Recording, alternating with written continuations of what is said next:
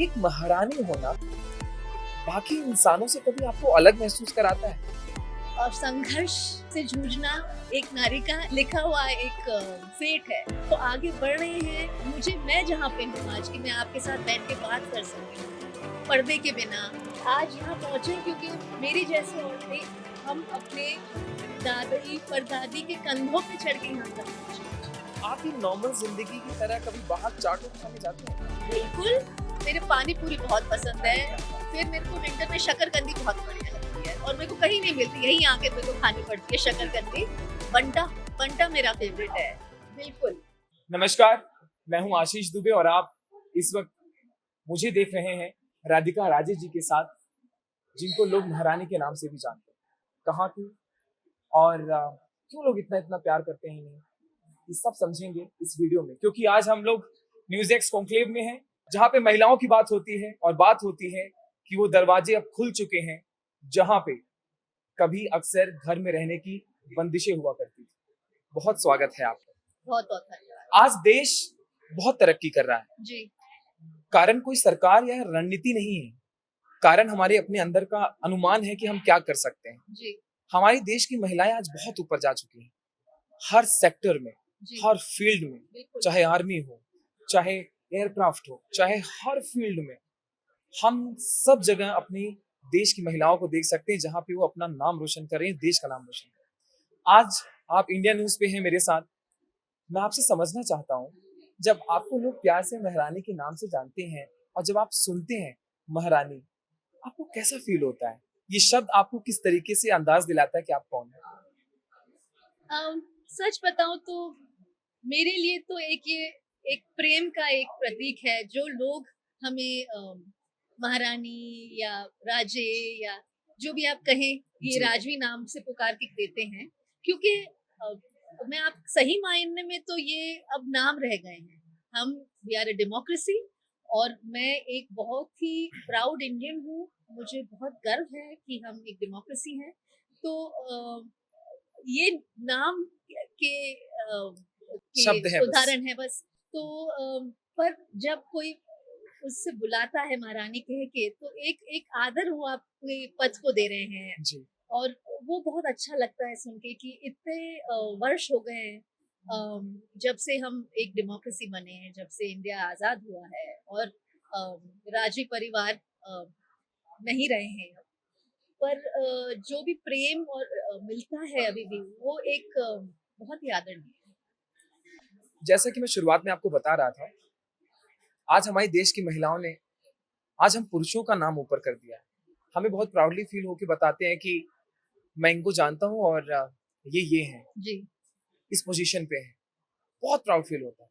आज की भारत की युवा महिला और वो महिलाएं जो अपना नाम रोशन कर चुकी हैं, जो कर रही हैं, उनको आप किस नजर से देखते हैं? एक प्रेरणा है वो आने वाली पीढ़ियों के लिए, क्योंकि उन्होंने दरवाजे खोले हैं, खोले ही नहीं, लात मार के खोले हैं कई औरतों ने। क्योंकि एक स्ट्रगल तो रही है, एक संघर्ष रहा है, एक नारी के लिए, एक बालिका के लिए, अपना नाम आगे करने के लिए एक बहुत ही कठिनाइयों से गुजर के ये होता है उनको। अपने परिवार के अंदर पहले, सबसे पहले एक स्ट्रगल होती है, फिर कुटुंब या समाज में होती है। तो ये तो एक रहता ही है, एक नारी का जो एक जर्नी है वो, और संघर्ष और से जूझना एक नारी का एक लिखा हुआ एक फेट है।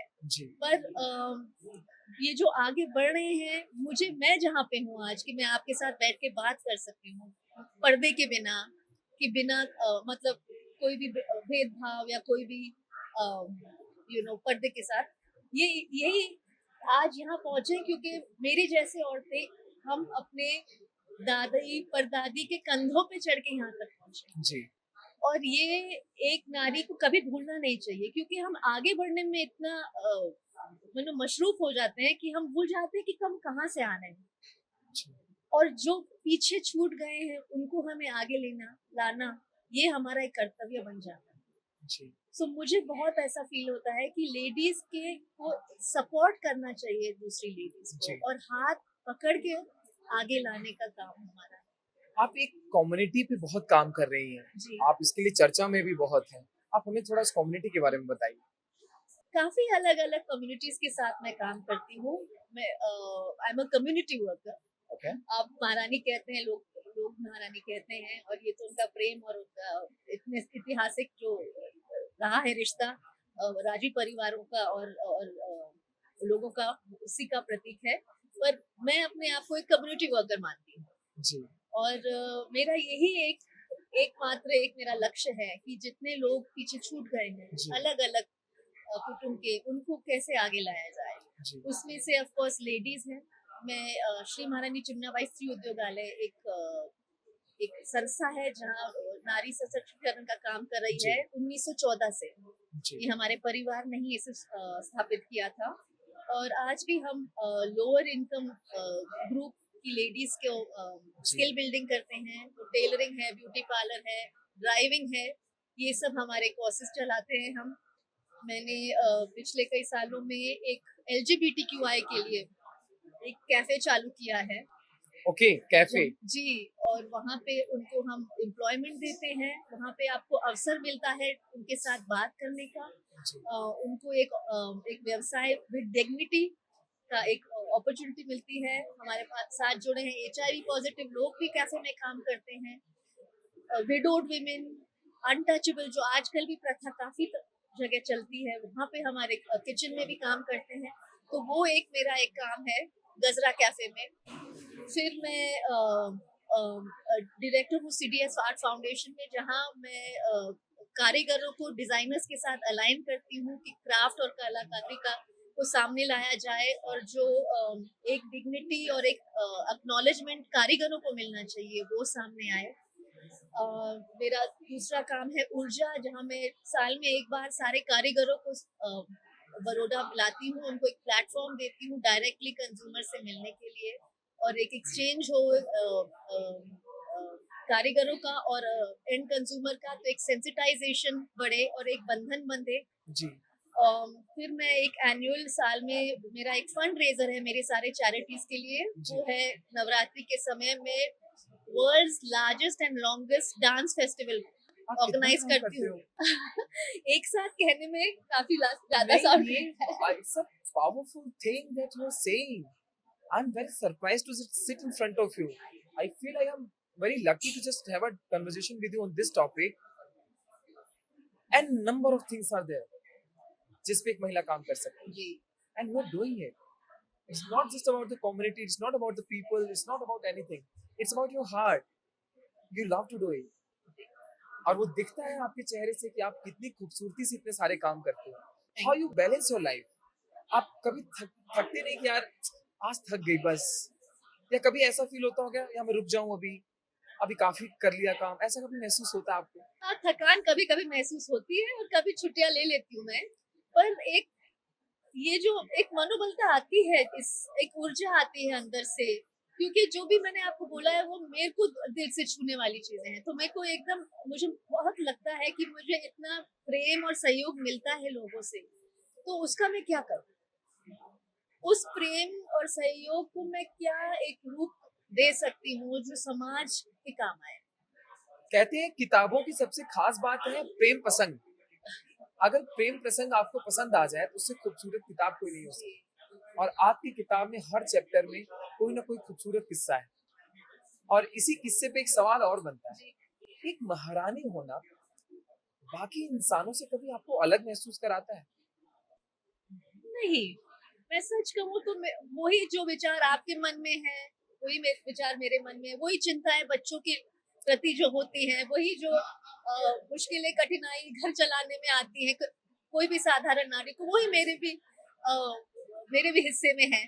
तो उसमें मुझे नहीं लगता कोई इतना फर्क है। जी, ये जरूर कहूंगी कि अ, लोगों से बहुत प्रेम मिलता है, एक आदर सम्मान मिलता है, और एक एक एक जरिया हो जाता है अच्छा काम करने का। तो मेरे को वो कठिनाई जो, अगर आप कोई एकदम ही अ, अगर मैं शायद राजी परिवार की नहीं होती तो शायद मैं इतना कुछ नहीं कर सकती। तो वो मैं, आपकी क्योंकि मुझे बहुत बहुत ही सपोर्ट मिलता है, लोग जुड़ते हैं। आपके परिवार में आपका सबसे ज्यादा सपोर्ट कौन करता है? मेरे मेरे माता पिता का तो सहयोग बहुत ही रहा है, जी। उनका बहुत प्रेम रहा है। मेरी बहन का भी, तो मेरे हस्बैंड और मेरे मदर इन लॉ, उनके सहयोग के बिना बहुत मुश्किल होता है एक गृहस्थ जीवन से आप उभरने का। तो मेरे हस्बैंड ने मुझे बहुत सपोर्ट दिया है और मेरे सासू माँ ने भी बहुत सपोर्ट दिया मैं आपसे एक और बात करना चाहता हूँ। जी। मुझे लगता है आपका तजुर्बा जिंदगी का ऐसा है कि आपके पास सही जवाब होगा इसका।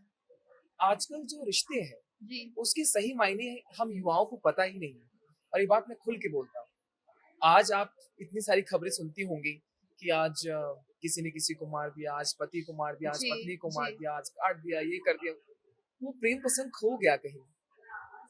आपसे ये सुनकर इतना अच्छा लग रहा है कि आपके मदर इन लॉ, आपके हस्बैंड इतना सपोर्ट करते हैं। जी तो वो सिर्फ एक तरफ का सपोर्ट नहीं है, वही प्यार आपकी तरफ से भी उनको मिल रहा है, जी जिसकी वजह से ये प्रेम प्रसंग बना हुआ है। जी। लेकिन आज की युवा पीढ़ी को आप किस नजर से देखते हैं? सोच बदलती जा रही है या कहीं एक ऐसा गैप है इस मॉडर्न जमाने को लेकर? आप कभी सोचिए आपने इस बारे में कभी? बिल्कुल आप जो कह रहे हैं, आप सही कह रहे हैं। मेरा ये ऑब्जर्वेशन रहा है कि हमने कुल्हाड़ी अपने पैर पे खुद मारी, क्योंकि हम अपने संस्कृति से दूर हो चुके हैं। आज हम जो गुनहगार ठहरा रहे हैं युवा पीढ़ी को, उसके कई हद तक हम ही गुनहगार हैं, क्योंकि हमने ही अपने गांव से हमने हमारे रूट्स अलग कर दिए हैं। हम जी। दूर हो गए हैं अपने गांव से, हम दूर हो गए हैं अपने परिवारों से। हम जॉइंट फैमिली सिस्टम से, वो कुटुंब का जो एक माहौल होता था, उससे हम उसको घटा घटा के काट कर अब हम शहरों में आके रहने लगे हैं। न्यूक्लियस फैमिलीज हो गए हैं, अपने दादा मौसी बुआओं को छोड़ के आए हैं हम। तो जब वो कुटुंब का एक माहौल नहीं रहेगा, तो वो बच्चा क्या सीखेगा और किस हिसाब से वो सीखेगा, वो क्या देख के प्रभावित होगा।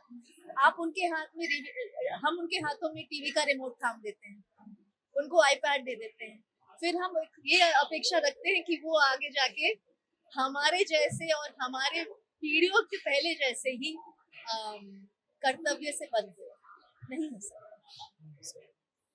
राधिका राजे जी, एक उम्र तक ना इंसान को हर चीज अच्छी लगती है, लेकिन आज दुनिया में जैसा आपने कहा ना कि हम अपनों को ही पीछे छोड़ दे रहे हैं, पता नहीं किस रफ्तार में आगे भाग रहे हैं। कुछ पाने की चाहत जरूर है हमारे अंदर, लेकिन कहीं ना कहीं वो सब खो रहा है जिसके लिए हम बने थे। माता पिता का प्यार, अपनों का मिलाव, वो सब चीजें। और आपसे जब बात कर रहा हूँ ना, तो मैं एक ही चीज याद आती है। जब घर पे थे तो पिताजी की डांट भी बहुत बुरी लगती थी, उनका मारना बहुत गुस्सा दिलाता था। एक एंगरपन अंदर आता था कि नहीं, दिस इज नॉट गुड, ये गलत है। लेकिन आज जब घर से बाहर निकला, तो मैं आज की युवा पीढ़ी की बात नहीं करता, मुझे ऐसा लगता है वो पल बहुत खूबसूरत थे। अगर वो पल दोबारा आ जाए तो आज भी मैं मार खाने को तैयार हूं। लेकिन अब जिंदगी ऐसी है कि आपको रफ्तार में आगे बढ़ना है, लेकिन जो संस्कृति संस्कार पीछे माँ बाप से मिले हैं उसे छोड़ना नहीं। और यही बात हम युवा समझते हैं। आज शादियों के बाद लोग अपने सासू माँ के साथ नहीं रहना चाहते, जो कि सबसे बड़ा कलेश है। तो कहीं ना कहीं परिवार जिंदगी में इंसान को ऊपर उठाता है। जैसा कि आपने बताया कि आपके हस्बैंड सर और आपकी मदर इन लॉ और आपका परिवार है जिसने आपको बहुत सपोर्ट किया। उन सभी फैमिली वालों के लिए आप कुछ कहना चाहती हैं, जिनकी अभी नई शादियां हुई हैं या जो शादी करने वाले हैं, कैसे रहना चाहिए, या कुछ चंद लाइनें उनके लिए, एक सजेशन आपकी तरफ से? मैं तो विनम्रता से यही सुझाव दूंगी कि आप हम बहुत जल्दबाजी से जज कर लेते हैं कि मेरे लिए न्यूक्लियस फैमिली बढ़िया है, मेरे लिए जॉइंट फैमिली बढ़िया है, कि सास ससुर के साथ रहना जोखम की बात है, कि ननंद घर में है तो क्लेश होगा ही। तो ये सब हमारे एक जजमेंट जो पहले से आ जाती है, वो दरारें पैदा कर देती है रिश्तों में, और वो एक घर में का जो फाउंडेशन है वो बन नहीं पाता। और मेरा ये भी मानना है कि आप जब तक आपका आपका मन और दिल के विचार और दिल दोनों खुले रखने पड़ते हैं, तभी आप एक्चुअली अडेप्ट कर सकते हैं और एक्सेप्ट कर सकते हैं। और जीवन तो है ही एक नदी, उसमें उतार चढ़ाव आने ही वाले हैं, तो लहरों के साथ आपको बढ़ना ही है। और इसलिए अगर आपको कब नोक झोंक चलेगी जीवन में, आपके माँ बाप के साथ भी चलती है, आपके परिवार को, आपको ये एक प्रोग्रेस रहता ही है। तो वो जो जहाँ ईगो आ जाता है ना कि कैसे कह दिया है इसका, तो वो रिश्तों को जमने नहीं देता है। आपको अपने मन में अपना स्वाभिमान होना चाहिए, आत्म आत्म सेल्फ कॉन्फिडेंस हमेशा होना चाहिए। पर बड़ों की कभी बातें सुन भी ली तो आपको सहनशीलता से सुनना चाहिए बिल्कुल और वो गंभीरता से समझना चाहिए, क्योंकि कोई भी चीज ऐसे ही नहीं होती, किसी ना किसी कारणवश आप समझिए वो चीज आपके जीवन में आता है। जी, एक क्योंकि आजकल तो एक एक साल में शादियां टूट रही हैं, तो किसी भी नए ढांचे में ढलने में समय लगता है, आपको भी और आपके जिस शादी आप परिवार में आप शादी कर रहे हैं जी, उसको भी। तो थोड़ा समय दीजिए। और जीवन ऐसा ही है, कोई भी आई मीन कोई भी नए रिलेशनशिप में पेशेंस के बिना आप आगे नहीं बढ़ सकते पेशेंस हैं। इज द सक्सेसफुल की, आई बिलीव। अगर आपके पास पेशेंस है, आप सक्सेसफुल हो जाएंगे, और हर जगह पेशेंस की जरूरत है। आपके पास समय कम है मुझे पता है, बट मैं एक सवाल और एक जी दो सवाल जरूर। आपसे और करना चाहता हूँ। हमारे बुजुर्ग कहा करते थे कि मकान कभी दीवारों से नहीं बनती, ईंटों से नहीं बनती। तो आपकी नजर में फिर मकान, घर कैसे बनता है? एक तो माँ बाप की छत, बुजुर्ग की छत बहुत जरूरी है। और वो छत अम, ही मेरे हिसाब से निर्माण करता है एक परिवार। और और एक आंगन जहाँ पे आपके भाई बहन खिलखिलाए हैं, जहाँ पे आपकी यादें जुड़ी हैं।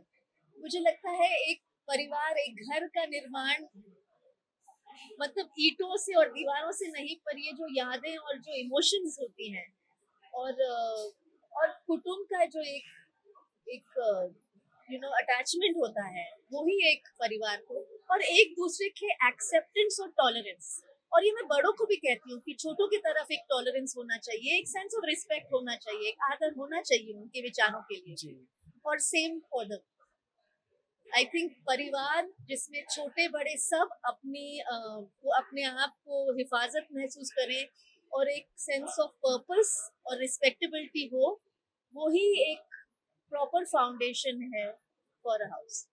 बस एक आखिरी सवाल आपसे। जी देश बदल रहा है, जी जैसा कि हमने चर्चा की कि वो दरवाजों को हमने लात मार के खुद खोला है, जी जिसमें कभी हम कैद हुआ करते थे। जी। अगर ऐसा है, तो आज भी महिलाएं इतना अनसेफ फील क्यों करती हैं? ये एक समस्या हमारे देश में चल रही है सदियों से, और मुझे तो लगता है बढ़ रही है, क्योंकि हमारी औरतें अब घर से बाहर निकल रही हैं, वो चौखट पार के बाहर निकल रही हैं आगे बढ़ने के लिए, और उनका पल्लू खींचे जा रहा है। और इट्स ये मेरी खुद की दो बेटियां हैं, मैं खुद दिल्ली में पली बड़ी हूँ। मेरा खुद ये एक्सपीरियंस रहा है पब्लिक ट्रांसपोर्ट में ट्रैवल करते हुए, और आज भी वही कहानी सुनने को मिल रही है। तो समाज आगे बढ़ रहा है, पर बदल नहीं रहा। और ये एक सोच सोच अपडेट नहीं कर पा रहे लोग। और ये कहीं एक प्रॉब्लम है, जहाँ जिस तरीके से हम अपने बेटों को की परवरिश कर रहे हैं, उसमें कुछ एक बदलाव लाने की बहुत जरूरत है। तो बेटी बचाओ बेटी पढ़ाओ की जगह बेटों को पढ़ाओ बेटों को समझाओ जी वाला नारा बहुत जरूरी बहुत जरूरी है, बहुत जरूरी। है। शायद तब बदलाव हमें देखने को मिलेगा। एक मेहरानी होकर एक सवाल तो बनता है, जी आप ही नॉर्मल जिंदगी की तरह कभी बाहर चाट उट खाने जाते हैं? बिल्कुल। मैं चाट खाने जाती हूँ, मैं पिक्चर देखने जाती हूँ, शॉपिंग जाती हूँ। आप मेरे को पूरे सही मायने में लाइफ को एंजॉय करते हुए देखेंगे। अरे वेरी नाइस। तो फेवरेट चाट आपका कौन सा है? क्योंकि आपने कहा आप दिल्ली में रही हैं, आपने दिल्ली को जी समझा है, ट्रैवल किया है प्राइवेट बसों में, तो दिल्ली की जो खास चाट है मैं आपसे सुनना चाहता मुझे मेरे पानी पूरी बहुत पसंद हूँ। है। अरे क्या बात। फिर मेरे को विंटर में शकरकंदी बहुत बढ़िया लगती है, और मेरे को कहीं नहीं मिलती, यहीं आके मेरे को खानी पड़ती है दिल्ली में शकरकंदी। बंटा बंटा मेरा फेवरेट बंटा। है। बिल्कुल। तो ये मेरे काफी फेवरेट है। Very nice.